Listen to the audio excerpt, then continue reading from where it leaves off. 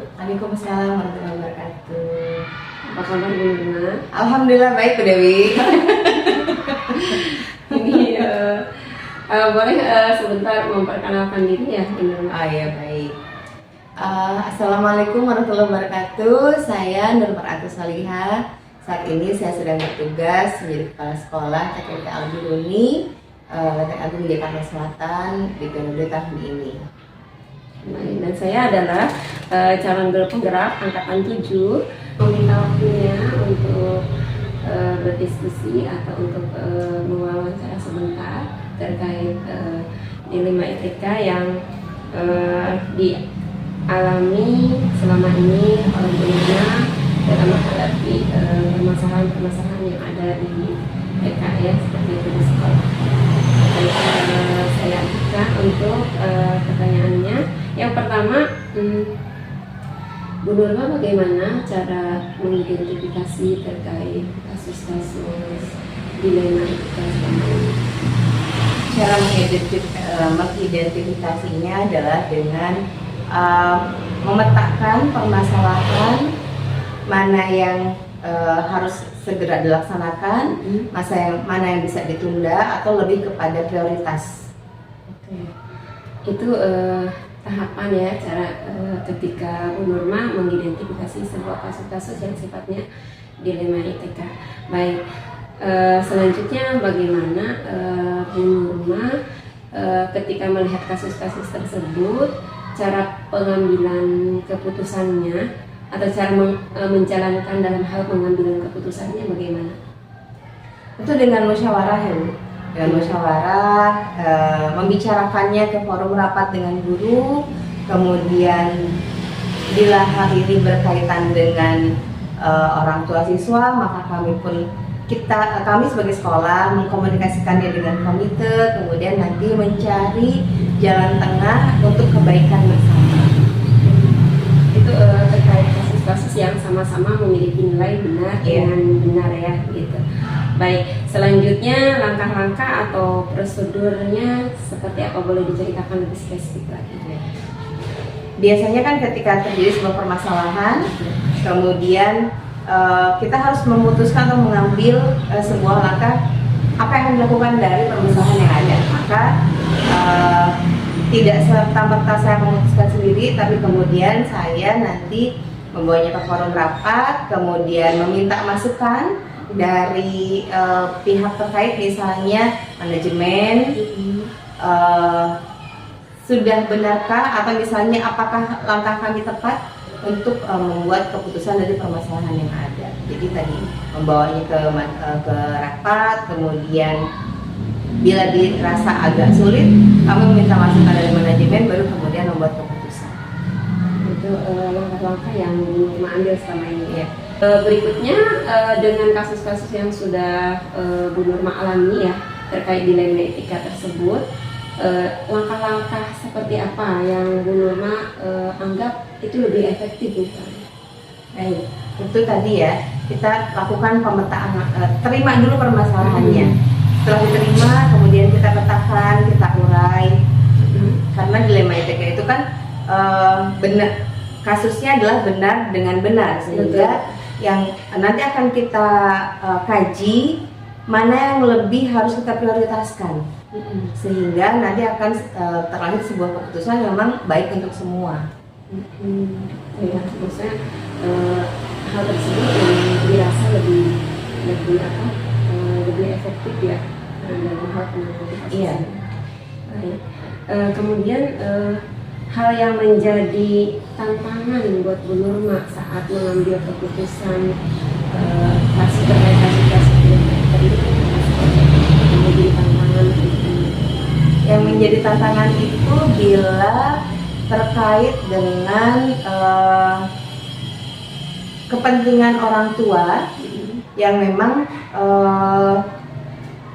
ada hal-hal yang perlu mengkomunikasikannya lebih memilih bahasa yang bisa dipahami oleh mereka. Karena kan terkadang orang tua di sini banyak orang tua yang bekerja, mereka kadang waktunya sedikit untuk berkomunikasi dengan sekolah. bagaimana caranya mengefektifkan waktu yang singkat, kemudian orang tua bisa memahami, atau misalnya informasi yang kami berikan dengan tidak tatap muka, tapi orang tua bisa paham. Karena kan terkadang bahasa melalui WA itu berbeda dengan bahasa di telepon, berbeda dengan bahasa ketika tatap muka. Nah, hal-hal seperti itu mungkin tantangannya lebih kepada mengkomunikasikan ya, mengkomunikasikan niat baik supaya bisa diterima baik oleh orang tua. Bahasa komunikasi memang penting ya, supaya lebih dipahami ya apa yang menjadi penyelesaian dari kasus tersebut, agar memang sama-sama paham dan sama-sama mengerti yang itu menjadi sebuah keputusan yang Bu Nurma ambil akhirnya ya. Baik, berikutnya Bu Nurma terkait kasus-kasus ini juga, apakah Bu Nurma memiliki jadwal tersendiri dalam hal penyelesaiannya, atau memang Bu Nurma berusaha untuk menyelesaikan secara spontan seperti itu? Tidak terjadwal, karena kan biasanya kasus itu bisa muncul kapan saja. Tapi ketika kasus muncul, maka akan segera diselesaikan, tidak menunggu atau tidak menunda, supaya tidak muncul masalah yang lain.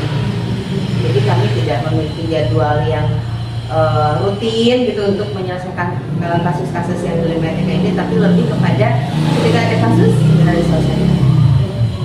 Adakah faktor pendukung yang mempermudah Bu Nurma saat mengambil sebuah keputusan terkait kasus dilematika ini? Oh iya, tentu saja faktor pendukung saya di sini para guru.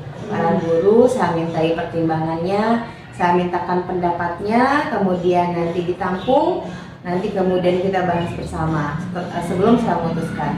Selain itu juga tentu saya akan minta masukan dari tim manajemen. Tim manajemen itu ada dari yayasan, ada juga dari konsultan pendidikan yang kami miliki. Sehingga nanti saran atau masukan dari guru, dari tim manajemen akan dibawa pada kondisi sekolah, kemudian nanti saya akan memberikan keputusan yang bisa dilaksanakan untuk kebaikan bersama.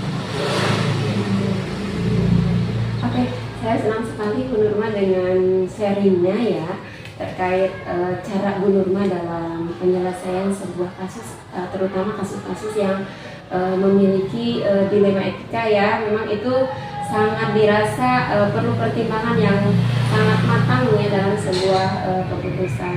Saya senang sekali sharing dengan Bu Nurma. Mungkin itu saja pertanyaan dari saya terkait wawancara kita kali ini. Terima kasih sudah memberikan kesempatan dan waktunya untuk diwawancara. Assalamualaikum warahmatullahi wabarakatuh. Waalaikumsalam warahmatullahi wabarakatuh. Terima kasih banyak Bu Dewi. Assalamualaikum warahmatullahi wabarakatuh. Waalaikumsalam warahmatullahi wabarakatuh. Apa kabar Ibu Dewi? Wah, baik, alhamdulillah Bu Dewi. Sehat Bu Dewi? Alhamdulillah sehat. Ibu Dewi, mohon maaf sebelumnya, hari ini saya akan menjalankan wawancara dengan Ibu. Tapi sebelumnya Ibu mohon berkenan untuk memperkenalkan diri terlebih dahulu. Baik. Perkenalkan, saya Ibu Mulia selaku Kepala SDIT Al-Biruni pada periode tahun ini. Oke, terima kasih Bu Dewi. Hari ini saya akan mencoba mengajukan beberapa pertanyaan terkait kasus dilematika yang dialami Bu di sekolah ya. Yang pertama terkait kasus-kasus dilema etika tersebut, bagaimana Ibu mengidentifikasi hal-hal kasus-kasus tersebut? Untuk kasus pada sebuah lembaga itu memang hal yang biasa ya. Tentu pertama kali ya kita mengidentifikasi dulu ketika ada sebuah kasus.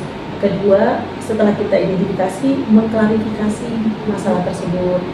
Jadi tidak langsung kita ada masalah orang langsung kita panggil, kita klarifikasi dulu, kita tabayun, karena memang kasus dilema etika ini kan sebuah keputusan yang besar ya, artinya ada kepentingan yang sama dan merupakan sebenarnya hal-hal yang juga sama gitu. Jadi kita pasti akan melaksanakan yang sifatnya terlebih dahulu. Oke, jadi sifatnya Ibu tidak langsung memutuskan, tetapi mempertimbangkan terlebih dahulu. Betul. Oke, baik. Kemudian boleh ceritakan lebih spesifik lagi ya Bu ya, terkait langkah-langkah atau prosedur yang biasa Ibu lakukan dalam menghadapi kasus-kasus dilema etika tersebut. Baik. Jika ada sebuah kasus, biasanya step pertama yang saya laksanakan adalah memisahkan dulu. Apa masalah ini masuk kategori yang mana? Kedua, keurgenannya. Prioritas apa enggak sih masalah ini kita selesaikan?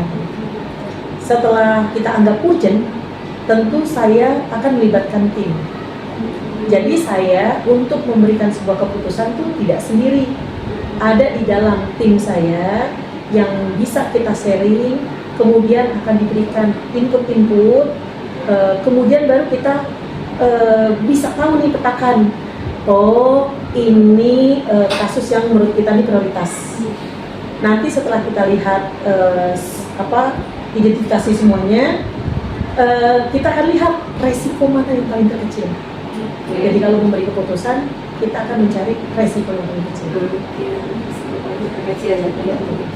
Nah, kemudian selanjutnya hal-hal yang selama ini dianggap efektif gitu ya Bu, hal-hal yang dianggap efektif dalam mengambil keputusan terkait kasus-kasus dilema etika seperti apa? Sebenarnya lebih efektif berkomunikasi. Jalinan komunikasi. Betul. Ya. Iya, betul. Baik, kita ke pertanyaan berikutnya. Hal-hal apa saja yang selama ini merupakan sebuah tantangan seperti itu dalam menghadapi keputusan-keputusan terkait kasus dilema etika ini? Ya. Kalau dikatakan tantangan, semua keputusan itu pasti punya nilai positif dan negatifnya. Apalagi ketika sebuah keputusan kita keluarkan, lantas orang tersebut tidak menerima, kayak gitu. Itu sebuah keputusan yang menurut kami ini sebuah tantangan. Namun kami akan menjelaskan dulu perkara. Mengapa alasan keputusan ini kita buat? Mengapa sebuah keputusan nanti akan turun menjadi sebuah peraturan? Nah, tentu komunikasi Bu ya, dalam sebuah keputusan itu kita perlu yang namanya komunikasi ke bawah maupun komunikasi di antara tim kita. Jadi nanti apapun keputusan yang keluar, paling tidak kita tidak menanggung sendiri kayak gitu. Jadi memang namanya sebuah lembaga, semua kita akan lebih baik gitu ya, kita kerjakan secara tim. Terkait penanganan kasus-kasus tersebut, apakah Ibu memiliki sebuah jadwal begitu ya untuk penyelesaiannya, atau misalnya sifatnya spontanitas, begitu ada kasus diselesaikan di tempat atau Iya. seperti itu?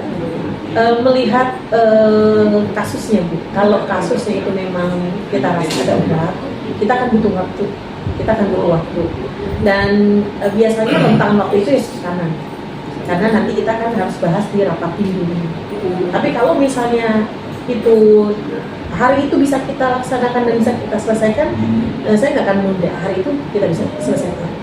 Jadi tergantung kasusnya. Iya, tergantung kasusnya. Baik. Selanjutnya, adakah misalnya seseorang ataupun dari pihak Ibu yang menjadi faktor untuk mempermudah ya, untuk mempermudah Ibu dalam mengambil keputusan, orang yang membantu Ibu untuk mempermudah dalam hal pengambilan keputusan? Iya, tentu di dalam tim saya ya. Tim saya itu ada di dalam tim internal unit, ada wakil-wakil saya, ada wakil kesiswaan, ada wakil kurikulum yang turut mendukung, ada yang memberikan support, memberikan input bahwa kalau keputusan A maka kan jadi B, kalau kita kasih keputusan C maka kan jadi D gitu. Dan itu nanti kita silang, kira-kira mana keputusan yang paling kecil resikonya, kayak gitu. Karena semua keputusan yang kita keluarkan pasti akan ada unsur negatif dan positifnya. Tapi paling nggak kita usahakan resikonya paling kecil, gitu aja. Mungkin hanya itu ya perbincangan kita kali ini ya, Pak Nagori. Semoga ke depan Ibu dapat membuat sebuah keputusan terkait kasus di dunia etika ini yang lebih bertanggung jawab, juga memperhatikan kebijakan-kebijakan universal seperti ini. Mungkin itu saja ya Bu. Baik Bu Dewi. Terima kasih atas waktu yang sudah diberikan. Assalamualaikum Waalaikumsalam warahmatullahi wabarakatuh.